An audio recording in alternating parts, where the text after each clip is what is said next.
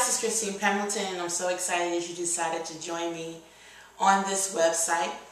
One of the questions that a lot of people ask me about dating relationships is, how do I know it's really time to move on?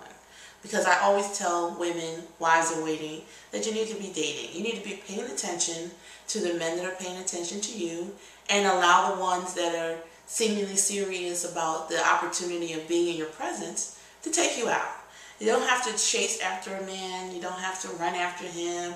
You don't have to break your neck trying to convince him that you're beautiful. I believe that wives attract men. And when you learn how to be a wife in waiting, you will have so much attention that you won't know what to do with. And so some women ask, okay, well, I've had some people that are interested in me, but the relationship's not going the direction I want to go. How do I know it's really time to move on, or if I should just give it more time? Would I know that I need to be patient? And I tell them this: it's important for a man and a woman to be walking together in agreement. And marriage is a contractual agreement. It is something that two people enter into and they agree upon. And if you're in a place in your life where you really want to be married, if you really want to live this life in the security of a committed relationship, you're ready to take on the responsibilities of that relationship, and you're dating someone that isn't, it's very important that you understand that you will never be able to have a successful relationship in marriage unless the two of you agree.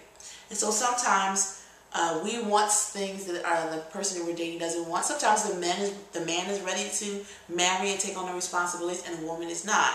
And it's that point when you see that you're shifting and you're still single that you want to move on. If you have a connection with that person, that's fine. If you believe they would commit to you later, that's fine. But if your lives are progressing in different directions, if you feel that your life is taking you to be more settled down, and he feels that he needs more time to be a single person, it's at that point that you really have to make up in your mind. Is it worth it to wait? Will I risk missing someone that is ready to be in a committed relationship now, that really is going after life with the same passion, the same drive that I'm going after it, just to wait for someone, one person? You know, the world is full of 6 billion people. There are so many people out here that are single and would love to be in a committed relationship. Some people believe actually that there aren't any people that are really worth being married to. And so you being tied to someone that's not ready, I think it's up to you to make that decision. It's up to you to make that call if you really want to risk spending another year with someone that really doesn't want to commit. I don't think that anybody's necessarily mature enough. We all are maturing in our relationships. We're all maturing as individuals. It just depends on whether the person is going to commit themselves to be responsible for the life of someone else, and that's a big thing.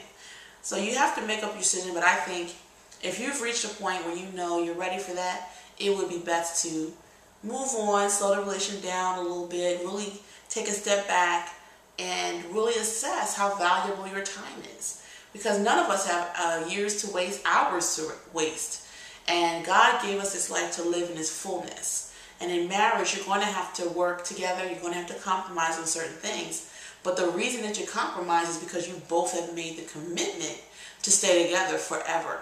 And so that's why you do that. So once you're single, there's no necessity to really commit like that, like a married person, until you really are both in it together. So I hope it answers your question.